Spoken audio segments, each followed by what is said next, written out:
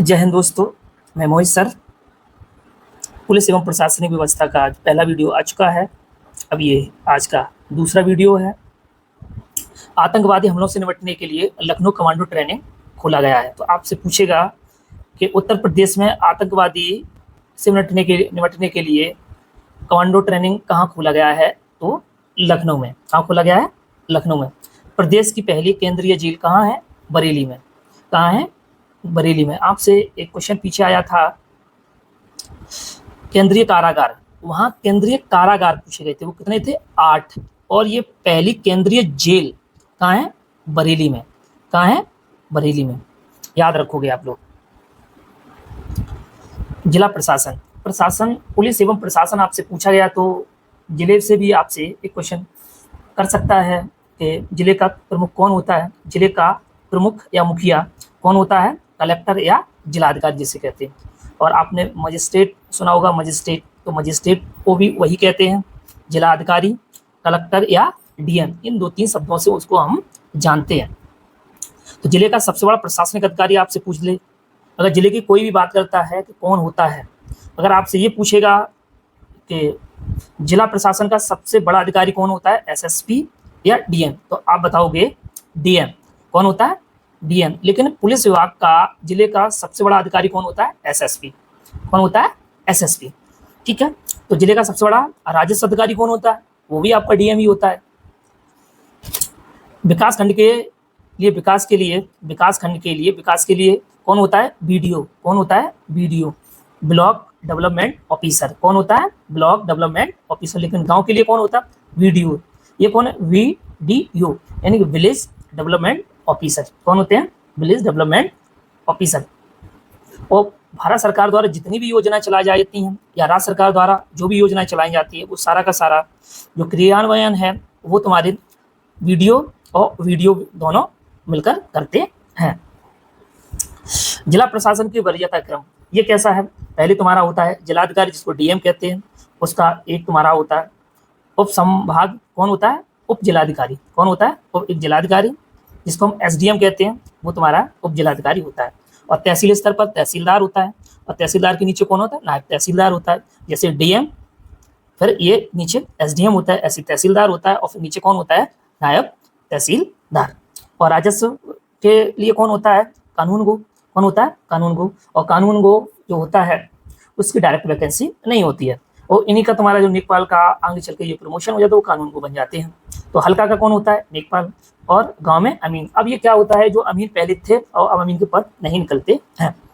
तो आपसे पूछेगा सबसे छोटा न्यायिक पद किसका होता है? तो नायब तहसीलदार का। किसका होता है? नायब तहसीलदार का। किसका होता है? नायब तहसीलदार का।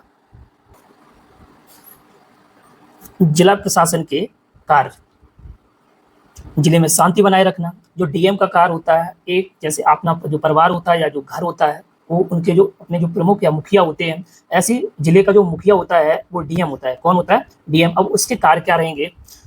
जिले में शांति बनाए रखना, भूमि व्यवस्था संबंधित कार्य, जो भूमि से संबंधित कार्य हैं, विवाद होना, कर लेना, टैक्स लेना, वो सारे के सारे काम किसके अधीन आते हैं? वो सारे के सारे काम जिला प्रशासन के यानी कि डीएम के अधीन आते हैं। जैसे भूमि माप, खसरा खतौनी, लगान की वसूली, वो सारा का सारा काम किसका आता है? जिला प्रशासन का।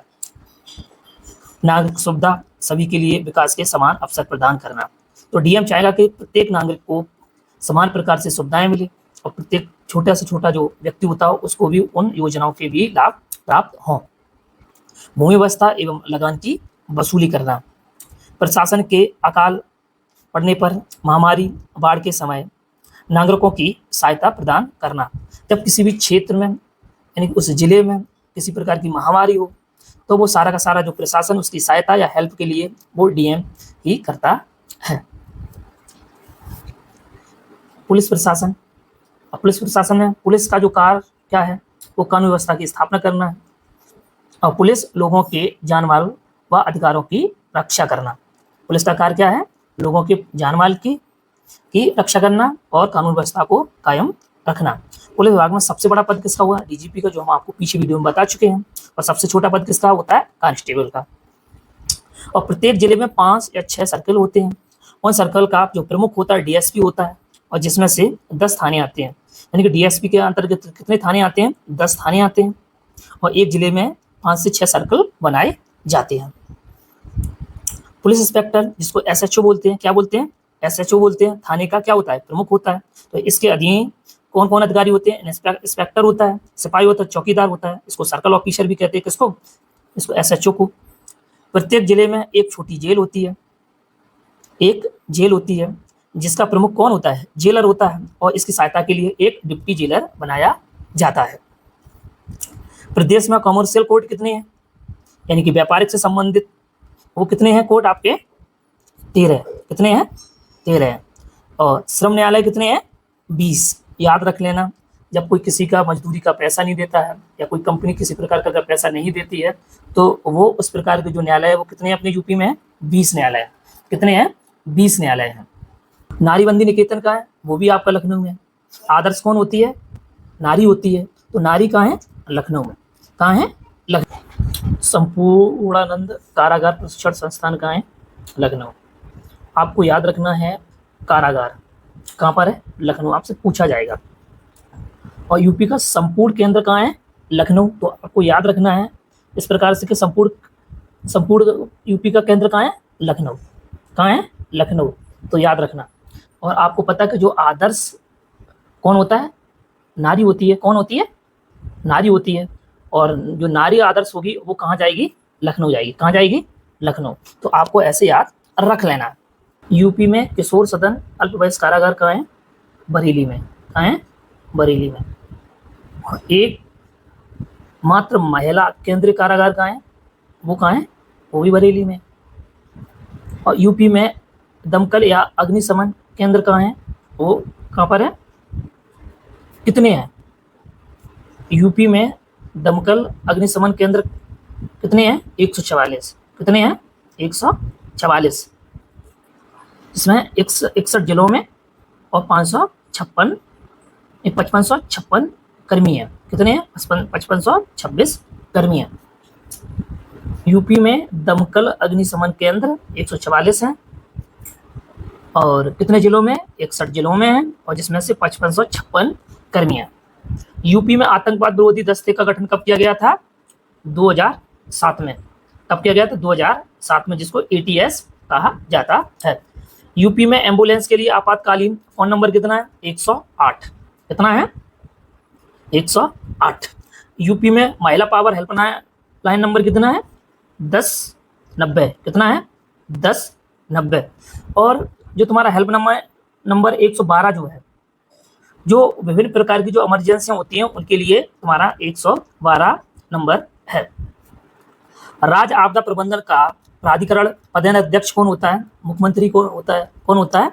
मुख्यमंत्री होता है। और केंद्र में तुम्हारा कौन होता है आपदा प्रबंधन का पदाध्यक्ष? वहाँ पर प्रधानमंत्री होता है। कौन होता है? प्रधानमंत्री। लेकिन जिले का कौन होता है? जिले का डीएम होता है। कौन होता है? डीएम होता है। यूपी में ग्राम आबादी अधिनियम 1947 कब आया? 1947 में। ये एसआई में आपका क्वेश्चन पूछा गया था। एनडीआरएफ की पहली कमांडो बटालियन कहाँ पर बनाई गई है? गढ़मुक्तेश्वर में, हापुड़ में। कहाँ पर? गढ़मुक्तेश्वर, हापुड़ में। यूपी में पहली बार 3 महिला पीएससी बटालियन गठित की गई हैं। तो आपसे पूछेगा कभी हाल ही में या वर्तमान में यूपी में कितनी महिला बटालियन गठित की गई हैं? तो 3। कितनी बटालियन करी गई हैं? यूपी पुलिस प्रतीक चिन्ह में कितनी मछलियां होती हैं? कितनी होती हैं? 2। कितनी होती हैं? 2 होती हैं। यूपी पुलिस के राष्ट्रीय ध्वज में कितने रंग होते हैं? 2 रंग होते हैं। कौन कौन से? लाल एवं नीला। लाल एवं नीला। यूपी पुलिस की स्थापना कब हुई थी? 1863 में। कब? 1863 में, प्रयागराज में। यूपी पुलिस का आदर्श वाक्य क्या है? ये भी अभी तुम्हारा भी हाल ही में पूछा गया था 2024 में। सुरक्षा आपकी संकल्प हमारा। सुरक्षा आपकी संकल्प हमारा। यूपी पुलिस का मुख्यालय कहाँ है? सिग्नेचर भवन, गोमती नगर, लखनऊ में। कहाँ पर है? लखनऊ में। सरदार वल्लभ भाई पटेल राष्ट्रीय पुलिस अकादमी कहाँ पर स्थित है? हैदराबाद में। ये भी तुम्हारा पुलिस में क्वेश्चन आया था। सीधा सीधा पूछ लेता है, हम लोग कंफ्यूज हो जाते हैं। हाँ, जितने बच्चे होते हैं वो कंफ्यूज यूपी करके आ जाते हैं, तो थोड़ा सा याद रख लेना। सरदार वल्लभ भाई पटेल राष्ट्रीय पुलिस अकादमी कहाँ स्थित है? हैदराबाद में। कहाँ है? हैदराबाद में। भारत सरकार में शीर्षस्थ कार्यकारी और सबसे वरिष्ठ लोक सेवक कौन होता है? आपसे क्वेश्चन, ये एसआई का क्वेश्चन है, आपसे पूछेगा भारत सरकार में सबसे शीर्ष कर्मचारी और सबसे वरिष्ठ लोक सेवक यूपीएससी के थ्रू जो होता है वो सबसे कौन है? वो आपसे कैबिनेट सचिव। जो तुम्हारे जो मंत्री होते हैं उनके जो सचिव जो होते हैं वो सबसे, यूपीएससी के थ्रू जो आता है वो सबसे बड़ा पद कौन सा है? सचिव का। किसका है? सचिव का। ये एसआई का क्वेश्चन है।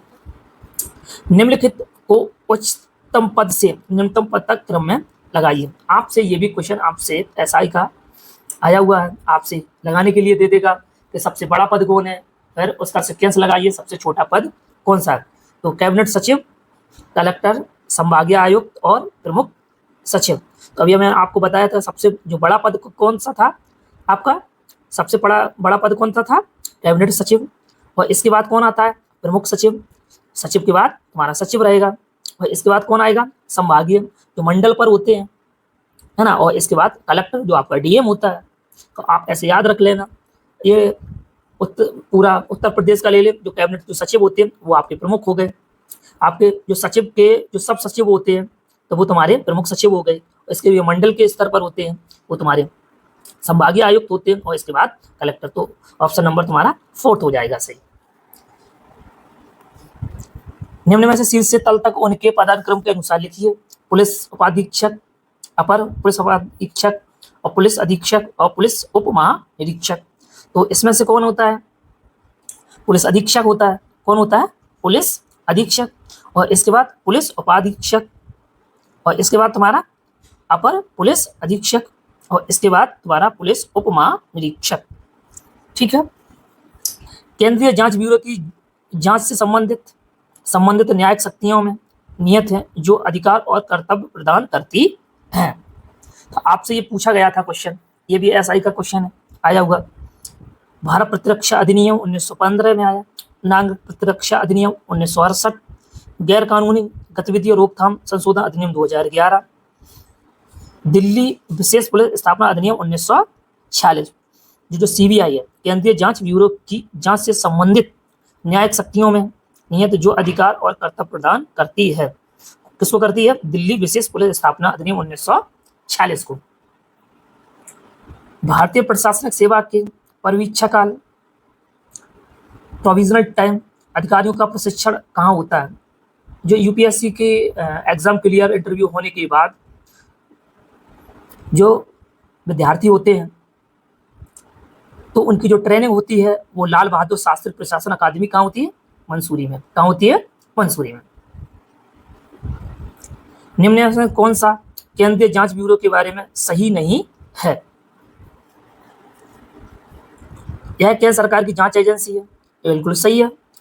इनमें से 3 विभाग हैं, एक भ्रष्टाचार विरोधी विभाग, विशेष अपराध विभाग और आर्थिक अपराध विभाग।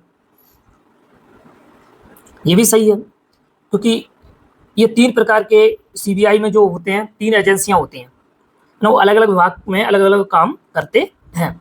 यह सर्वोच्च न्यायालय के मार्गदर्शन के तहत एक स्वायत्त निकाय के रूप में कार्य करता है, नहीं करता है। तो यही तुम्हारा रॉन्ग हो गया। इसे कार्मिक पेंशन और शिकायत मंत्रालय के अधीन रखा गया है। तो आपका ऑप्शन नंबर 3 हो जाएगा। भारत की अग्रणी तहकीकात संबंधी पुलिस संस्था कौन है?